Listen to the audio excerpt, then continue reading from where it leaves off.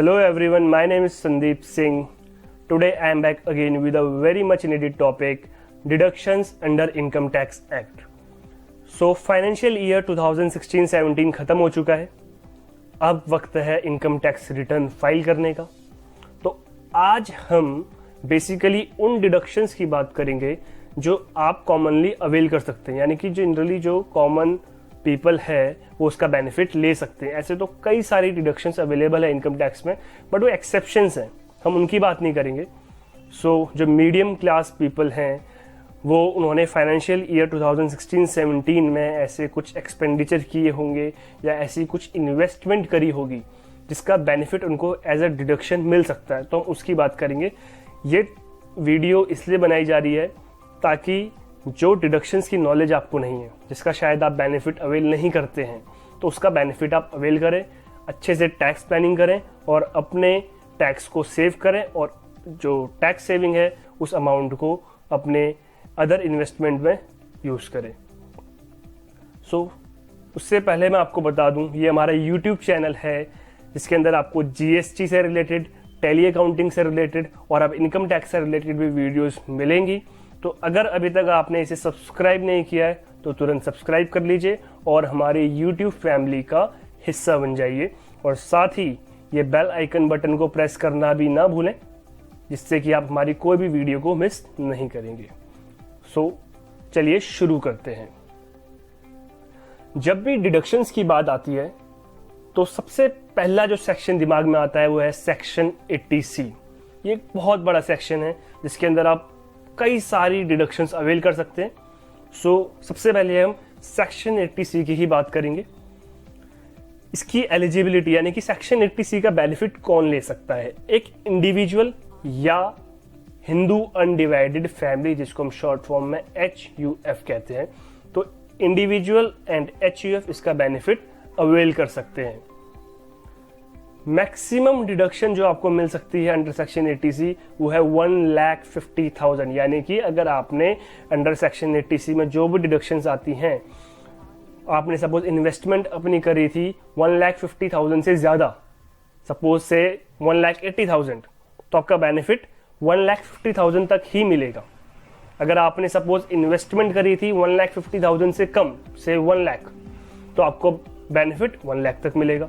So maximum limit है 1,50,000 और इसके अंदर कोई एक डिडक्शन नहीं है, इसके अंदर ढेर सारी डिडक्शन है जिनकी अभी हम बात करेंगे. सो ओवरऑल बेनिफिट 1,50,000 मिलेगा. इसकी वजह से आप अच्छे से टैक्स प्लानिंग कर सकते हैं. सो पहली डिडक्शन जो है वो है लाइफ इंश्योरेंस प्रीमियम. यानी कि लाइफ इंश्योरेंस जो जनरली कॉमन पीपल कराता है.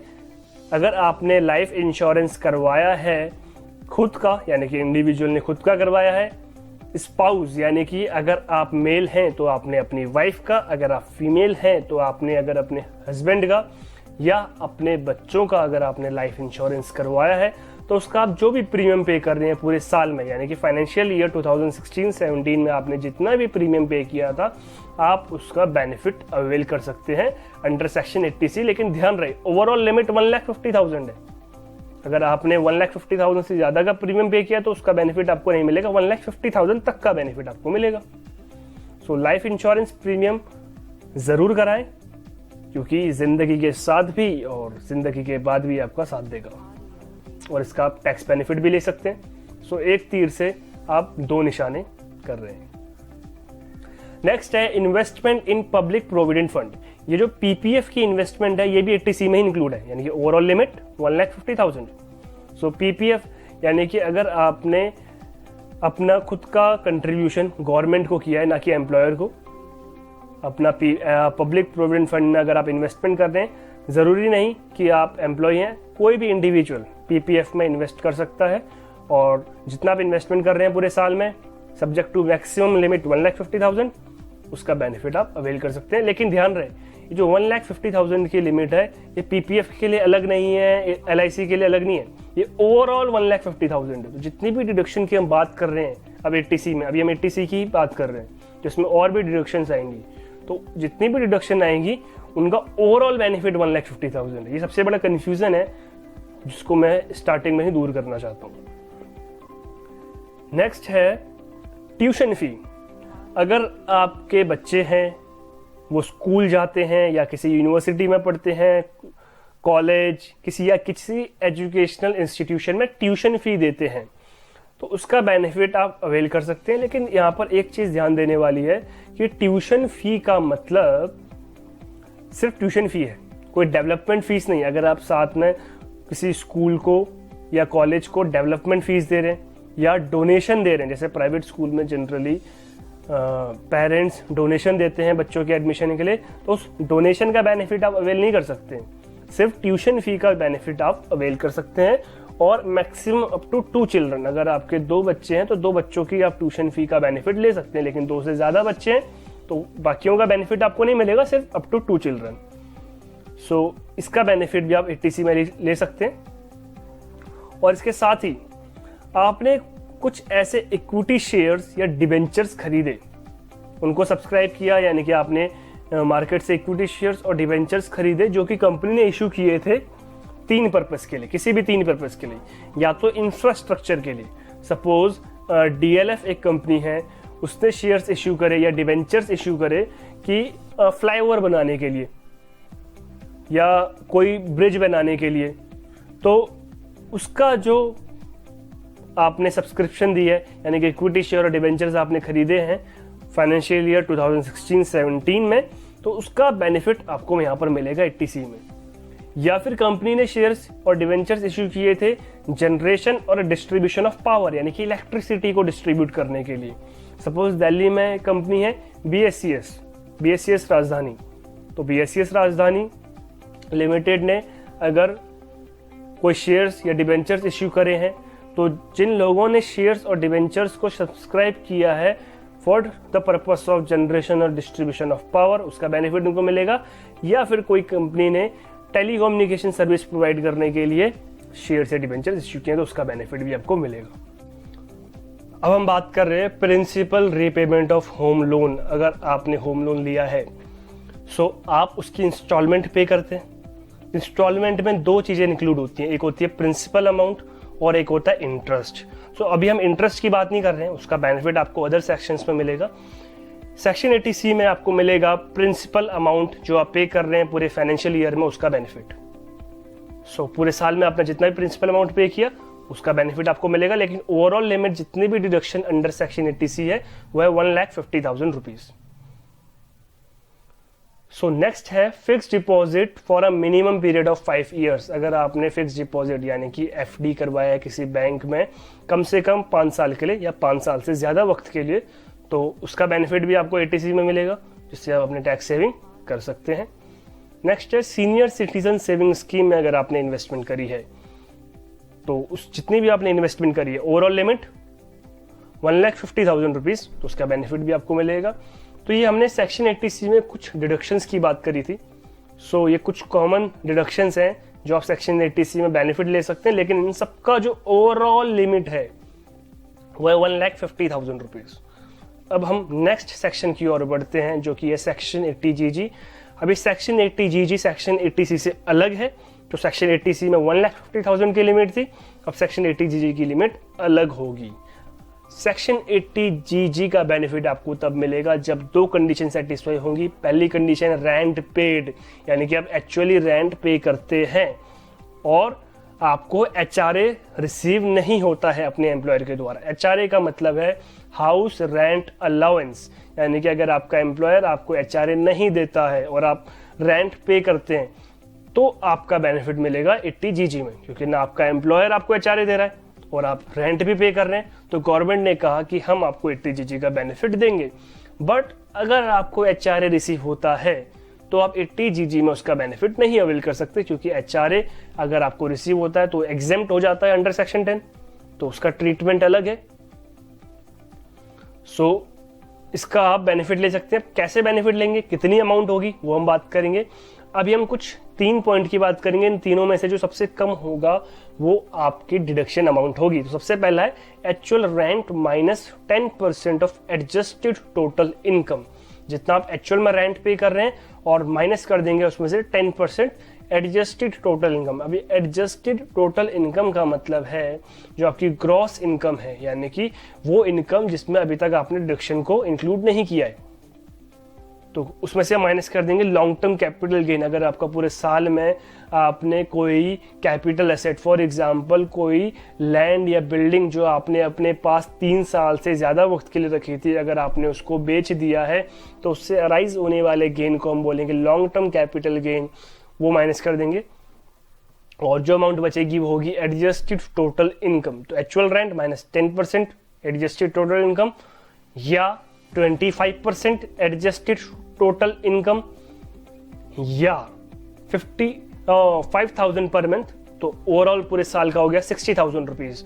तो फर्स्ट, सेकंड, थर्ड, इन तीनों में से जो सबसे लो अमाउंट होगी वो होगी आपकी deduction under section 80GG।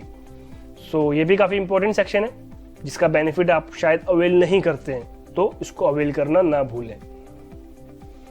Next है section 80E, E for education. अगर आपने हायर एजुकेशन के लिए, आपने 12th के बाद सपोज आपने ग्रेजुएशन के लिए या आपने MBA के लिए या किसी भी अदर हायर एजुकेशन कोर्स के लिए आपने लोन लिया है, तो उस लोन पे आप जितना भी इंटरेस्ट पे कर रहे हैं इस साल का, तो और पिछले 7 साल में आपने जो इतना इंटरेस्ट पे किया है, अगर आपने पिछले 7 साल में जितना इंटरेस्ट पे किया उसका बेनिफिट आपने अवेल नहीं किया, तो उसका बेनिफिट आप यहाँ पर अवेल कर सकते हैं। उस इंटरेस्ट, जितना भी आपने इंटरेस्ट पे किया, इसकी कोई लिमिट नहीं है।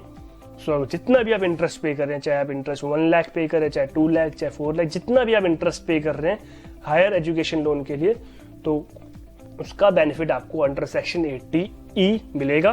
तो ये बहुत से लोगों को शायद इसकी नॉलेज नहीं है। सो इसका बेनिफिट अगर आप ले रहे हैं तो लेना ना भूलें। नेक्स्ट है सेक्शन 80TTA। ये भी बहुत इंपॉर्टेंट सेक्शन है। जनरली हर किसी का सेविंग्स बैंक अकाउंट तो होता ही है। सेविंग्स बैंक अकाउंट में आपको इंटरेस्ट मिलता है, तो जितना भी आपको इंटरेस्ट मिलेगा वो होती है आपकी अदर सोर्सेज की इनकम।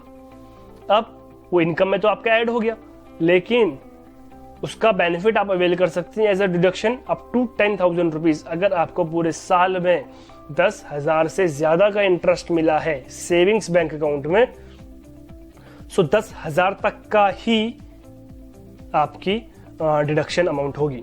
अगर 10,000 से ज्यादा का आपको इंटरेस्ट मिला, 10,000 तक का आपका डिडक्शन अमाउंट होगा। 10,000 से ज्यादा का जो मिला वो टैक्सेबल होगा। अब यहाँ पर एक ध्यान देने वाली बात यह है कि हम सेविंग्स बैंक अकाउंट की बात करें। अगर आपको फिक्स डिपॉजिट में इंटरेस्ट मिला है तो उसकी अभी हम यहाँ बात नहीं करेंगे, क्योंकि उसकी बात हम अंडर सेक्शन 80C पहले कर चुके हैं। तो ये सिर्फ सेविंग्स बैंक अकाउंट की बात है, और करंट अकाउंट में तो इंटरेस्ट मिलता ही नहीं है। सो इसका बेनिफिट आप अवेल करेंगे। अब आती है बात सेक्शन 80EE। ये भी काफी इंपॉर्टेंट सेक्शन है। अगर आपने होम लोन लिया है और आप अपना पहला घर ले रहे हैं, यानी कि फर्स्ट टाइम आप किसी घर को परचेज कर रहे हैं, सो उसके लिए आपने जो लोन अमाउंट लिया है उसमें आप इंटरेस्ट पे कर रहे हैं। अब यहाँ पर हम प्रिंसिपल अमाउंट की बात नहीं कर रहे, क्योंकि प्रिंसिपल अमाउंट की हम बात सेक्शन 80C में पहले कर चुके हैं। यहाँ पर हम बात कर रहे हैं आप जो इंस्टॉलमेंट पे कर रहे हैं उसमें जो आपका इंटरेस्ट अमाउंट है, तो जितना भी आप इंटरेस्ट पे कर रहे हैं वो आपका एज अ डिडक्शन मिलेगा। लेकिन मैक्सिमम लिमिट है 50,000 रुपीज की। अगर आप पूरे साल में 50,000 से ज्यादा का इंटरेस्ट पे कर रहे हैं तो 50,000 तक का आपको बेनिफिट मिलेगा। अगर 50,000 से कम कर रहे हैं तो जितना भी आप इंटरेस्ट पे कर रहे हैं वो सब आपको बेनिफिट मिलेगा। अब इसके लिए कुछ कंडीशन है। क्या कंडीशन है? सबसे पहली कंडीशन सर ये है कि आप पहला घर परचेज कर रहे हैं, आप फर्स्ट टाइम होम ओनर है। अगर आपके पास ऑलरेडी कोई घर है, फिर से आप कोई नया घर ले रहे हैं, उसके लिए आप इंटरेस्ट पे कर रहे हैं, तो उसका बेनिफिट आपको इस सेक्शन में नहीं मिलेगा। सो ये पहला घर परचेज करने के लिए है। और सेकंड इंपॉर्टेंट बात, जो घर की वैल्यू है वो 50 लाख तक की होनी चाहिए। अगर आपने सपोज 50 लाख से ज्यादा का घर खरीदा है तो फिर आपको इस सेक्शन के अंदर बेनिफिट नहीं मिलेगा, क्योंकि आप काफी महंगा घर खरीद रहे हैं। तो 50 लाख या उससे कम की अमाउंट होनी चाहिए, वैल्यू होनी चाहिए घर की। और जो आपने लोन लिया है, लोन 35 लाख तक का होना चाहिए। अगर 35 लाख या 35 लाख से कम का आपने लोन लिया है तो उसका बेनिफिट आपको मिलेगा।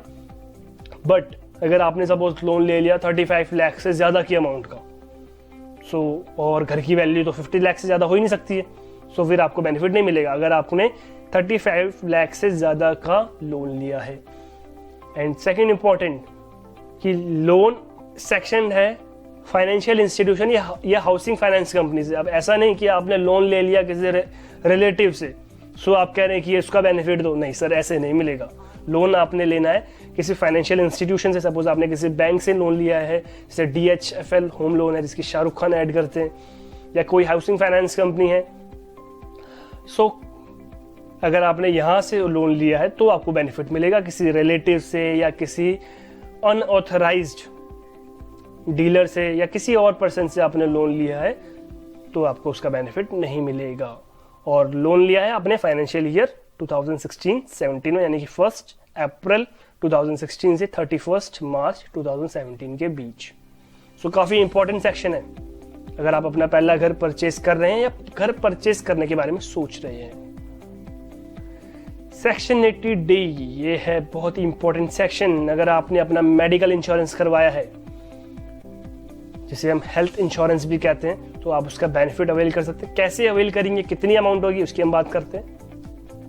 सर अमाउंट ऑफ डिडक्शन होगी 25,000 रुपये अगर आपने हेल्थ इंश्योरेंस करवाया है खुद का, अपने स्पाउस या अपने डिपेंडेंट चिल्ड्रन का। अब यहाँ पर ध्यान रहे, डिपेंडेंट चिल्ड्रन, ऐसे चिल्ड्रन आपके बच्चे जो इनकम के लिए आप पे डिपेंडेंट है। अगर आपने इनका हेल्थ इंश्योरेंस करवाया है तो 25,000 तक की आपको डिडक्शन मिलेगी। बट अगर सपोज आप यानी कि इंडिविजुअल या आपकी स्पाउस 60 ईयर से ज़्यादा की आपकी एज है, यानी कि आप सीनियर सिटीजन कैटेगरी में आते हैं, तो आपको बेनिफिट मिलेगा 25,000 की जगह 30,000 रुपीज, यानी कि 5,000 का एक्स्ट्रा बेनिफिट।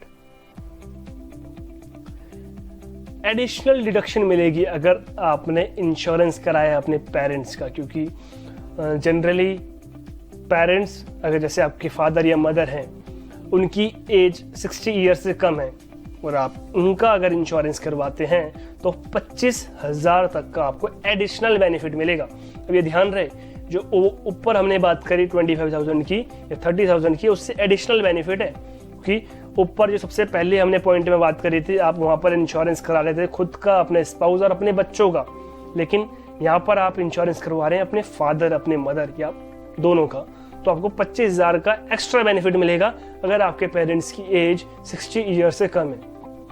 बट अगर आपके पेरेंट्स है सीनियर सिटीजन तो आपको एडिशनल बेनिफिट 30,000 का मिलेगा। काफ़ी इंपॉर्टेंट है, अपने पेरेंट्स का भी ज़रूर हेल्थ इंश्योरेंस करवाएं, क्योंकि कभी भी ज़रूरत पड़ सकती है और आपको उसका टैक्स बेनिफिट तो मिलेगा ही मिलेगा। अब हम बात कर रहे हैं सेक्शन 80DDB की। यहाँ पर मेडिकल एक्सपेंडिचर का आपको बेनिफिट मिलेगा, लेकिन पिछले सेक्शन में हमने बात करी थी मेडिकल इंश्योरेंस प्रीमियम जो आप पे कर रहे हैं, तो यहाँ पर आप मेडिकल इंश्योरेंस प्रीमियम पे नहीं कर रहे हैं, यहाँ पर आप एक्चुअल में मेडिकल एक्सपेंडिचर कुछ इनकर कर रहे हैं कुछ डिजीज के कारण, तो उसका बेनिफिट आपको मिलेगा। और ये कब मिलेगा, जब आपने मेडिकल एक्सपेंडिचर किया है खुद के ऊपर या किसी डिपेंडेंट रिलेटिव के ऊपर। अमाउंट ऑफ डिडक्शन है 40,000 या जितना आपने एक्चुअल अमाउंट एक्सपेंडिचर इनकर किया है, विच एवर इज लेस, यानी कि मैक्सिमम लिमिट 40,000 है। और ये आपने एक्सपेंडिचर किया खुद के ऊपर या अपने डिपेंडेंट रिलेटिव के ऊपर, कुछ ऐसी डिजीज के कारण आप बीमार पड़े थे जो स्पेसिफाइड है रूल 11DD में। तो अगर आप सेक्शन 80DDB का बेनिफिट लेना चाहते हैं तो आप सबसे पहले रूल 11DD पे सर्च कर लें, एक बार एग्जामाइन कर लें कि वो डिजीज वहां पर स्पेसिफाइड है या नहीं है। इन केस अगर आप हैं सीनियर सिटीजन, अगर आपने किसी सीनियर सिटीजन का मेडिकल एक्सपेंडिचर पे खर्चा किया है तो आपकी जो अमाउंट है डिडक्शन की 40,000 से बढ़ के हो जाएगी 60,000। ये भी ध्यान रखें, अगर है वेरी सीनियर सिटीजन यानी कि 80 ईयर से ज़्यादा की अगर एज है जिनके ऊपर आपने मेडिकल एक्सपेंडिचर किया है, तो वो लिमिट हो जाएगी 60,000 से 80,000 की। ये थी आज की कुछ डिडक्शंस जिन पे हमने बात करी। ये कुछ कॉमन यूज डिडक्शन है जो कॉमनली आप अवेल कर सकते हैं, शायद आपको इनकी नॉलेज नहीं थी, आप अवेल नहीं करते हो, लेकिन इस बार इनकम टैक्स रिटर्न में आप इनका बेनिफिट ज़रूर अवेल करें। अगर आपको ये वीडियो पसंद आई हो तो थम्स अप ज़रूर दें। नेक्स्ट वीडियो में हम बात करेंगे इनकम टैक्स रिटर्न कैसे फाइल करनी है, एक लाइव डेमो आपको दिखाएंगे। और साथ ही अगर आपको कोई क्वेरी है या आप चाहते हैं किसी और टॉपिक के ऊपर वीडियो बनाऊं, आपके कुछ सजेशंस हैं तो कमेंट बॉक्स में ज़रूर लिखें। So stay connected.